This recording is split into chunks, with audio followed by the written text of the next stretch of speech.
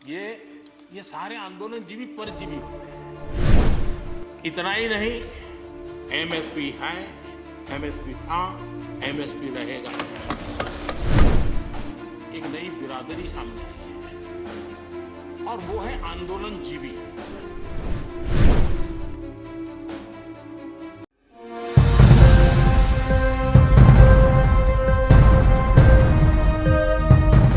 नमस्कार, मैं रमाकांत उपाध्याय। बीते दिन भाषणबाजी सांसद के अंदर हुई और हमारे देश के प्रधानमंत्री ने आंदोलनकारियों को आंदोलन जीवी और परजीवी कह दिया। एक नई बिरादरी सामने आई है और वो है आंदोलन जीवी।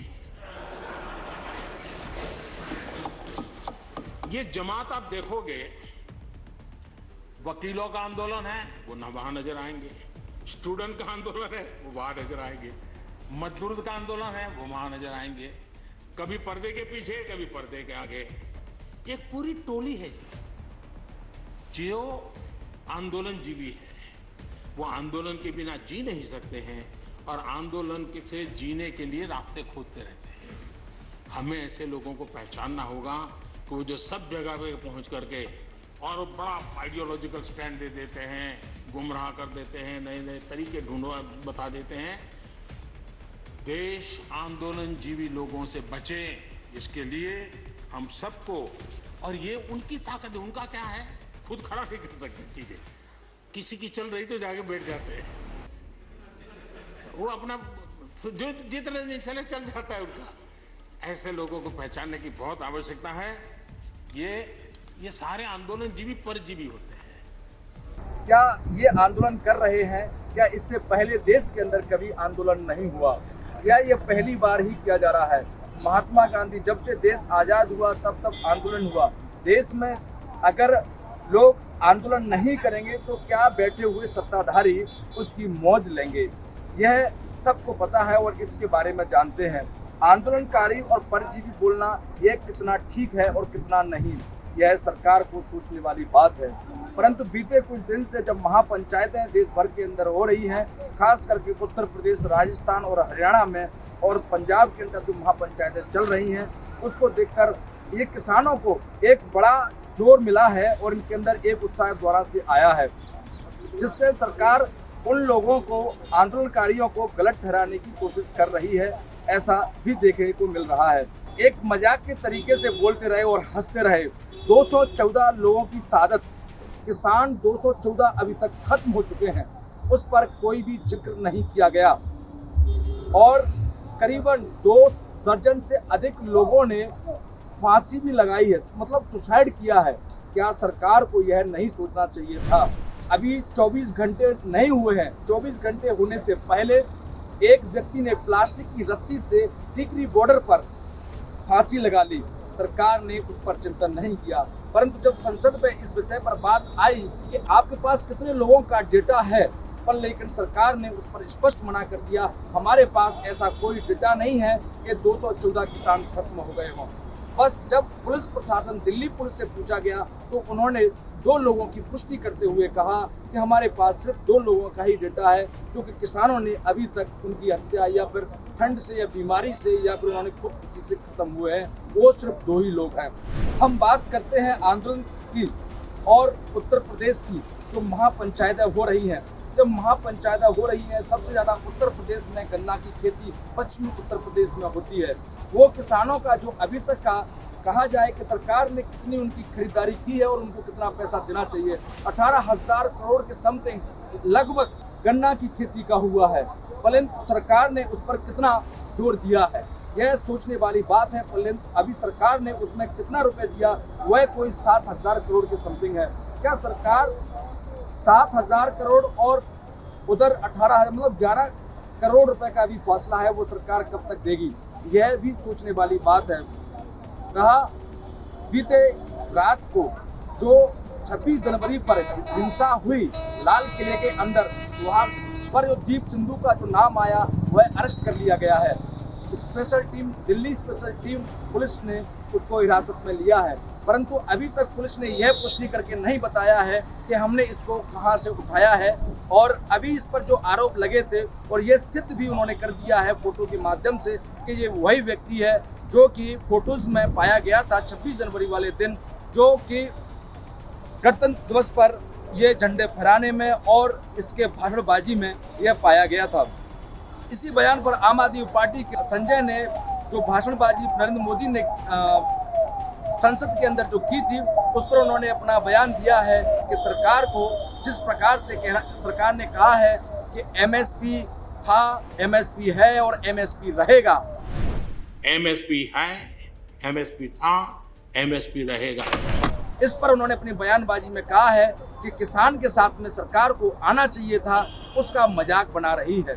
जो लोग, अगर मानिए प्रधानमंत्री ने इनको श्रमजीवी और बुद्धिजीवी और इनको एक जमात का कही है कि अगर जमात में या फिर आंदोलन में बाहर के लोग और अन्य प्रकार के लोग नहीं आएंगे तो क्या आंदोलन चलते हैं? क्या इससे पहले भारतीय जनता पार्टी के लोगों ने या आरएसएस ने कभी आंदोलन नहीं किए थे? इसके लिए क्या अभी लोग, राजनीतिक लोग आज ही उनसे जुड़ रहे हैं? किसान आंदोलन में जो महापंचायतों के तहत उत्तर प्रदेश से अभी जो चल रही है, उसको लेकर जो भीड़ एकत्र देखी जा रही है, उन लोगों की जो नारेबाजी है और वो सरकार के खिलाफ, उन लोगों ने अभी तक सरकार को वोट देकर यह कहा था कि हम सरकार को, हमने वोट से बनाया है तो हम सरकार से क्या अपना हक मांग नहीं सकते? गोदी मीडिया अभी तक उन लोगों को इस प्रकार से दिखा रही थी कि अगर आंदोलनकारी, अगर पहले जब निर्भया कांड दिल्ली के अंदर हुआ तो जब लाल किले तक और इंडिया गेट तक वहां पर लोग आंदोलन करने के लिए पहुंच गए, वो कैसे पहुंच गए? क्या उस समय की सरकार को इतना ध्यान में नहीं था? क्या वह बिल पास नहीं किया गया निर्भया के लिए उस समय के लेकर? तो क्या उसमें नेताओं ने भाग नहीं लिया? जब अन्ना हजारे ने आंदोलन किया तो क्या नेता वहां तक, बड़े बड़े नेता नहीं पहुंचे? क्या इतना कहना मोदी जी के लिए एक संसद में प्रधानमंत्री को शोभा देता है कि जो आंदोलनकारी जो बैठे हुए हैं, क्या इनको आंदोलनजीवी और परजीवी कहा जाए? यह कितना सही है?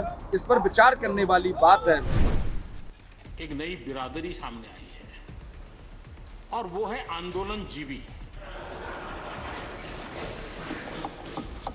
ये जमात आप देखोगे, वकीलों का आंदोलन है वो ना वहां नजर आएंगे, स्टूडेंट का आंदोलन है वो वहां नजर आएंगे, मजदूर का आंदोलन है वो वहां नजर आएंगे, कभी पर्दे के पीछे कभी पर्दे के आगे, एक पूरी टोली है जी। परंतु हो सकता है उस सरकार ने जिस मिजाज से पंजाबी समुदाय को उसकी तारीफ की संसद के अंदर, तो क्या तारीफ करने से पंजाबी समुदाय क्या शांत हो जाएगा या आप आंदोलन से अपना डेरा उठा के वापिस चला जाएगा? ऐसे मेरे तमाम किसानों से बात हुई, उनका कहना है कि हमें इस भाषणबाजी से कोई फर्क पड़ने वाला नहीं है। इनको कोई 78वां दिन हो गया है और ये यहाँ बैठे हुए हैं और अपना कार्य जिस प्रकार से प्रतिदिन से कर रहे थे। और यह जो इन्होंने हरियाणा से पंजाब से प्रारंभ हुआ, हरियाणा और दिल्ली तक, फिर दिल्ली से जो पश्चिमी उत्तर प्रदेश में पहुंच गया। राकेश टिकैत के जो आंसू थे उसने महापंचायत में जोश भर दिया और आज कोई 50 लाख के समथिंग किसान हो गए हैं। क्या 50 लाख लोगों को रोकने के लिए सरकार पर व्यवस्थाएं हैं? वो लोग अपने घर से राशन पानी खाने की व्यवस्था, राकेश टिकैत ने यह तक भी घोषणा कर दी है कि हम रहेंगे, हम अक्टूबर तक अपनी व्यवस्था करके आए हैं, सरकार अपनी व्यवस्थाएं देख ले। तो ये कितना सही है? सरकार से हमारा ये है कि हमने अक्टूबर तक का टाइम सरकार को दे दिया है। क्या सरकार किसानों से इसी प्रकार से लड़ती रहेगी या फिर बातों से ही होती रहेगी?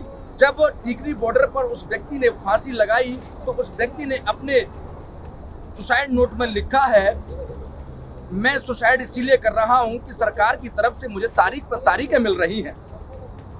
क्या तारीखों से ही काम चलेगा? जो 11-12 मीटिंगें सरकार के साथ और किसानों के साथ में हुई, वह सिर्फ इतनी ही थी, सिर्फ बातों के लिए था? क्या नरेंद्र मोदी जी को भाषणबाजी में करने के लिए संसद के अंदर इस प्रकार से कहना चाहिए था या किसानों के बीच में जाकर इसका हल निकालना चाहिए? उनके साथ में जुड़ने की अपेक्षा उनके साथ इस प्रकार का व्यवहार करना यह कितना ठीक है। एक नई बिरादरी सामने आई है और वो है आंदोलन जीवी। ये सारे आंदोलन जीवी परजीवी होते हैं कि देश के अंदर जब जब आंदोलन हुए हैं तो कुछ ना कुछ देश को मिला है और आंदोलन होना यह कोई बुरी बात नहीं है।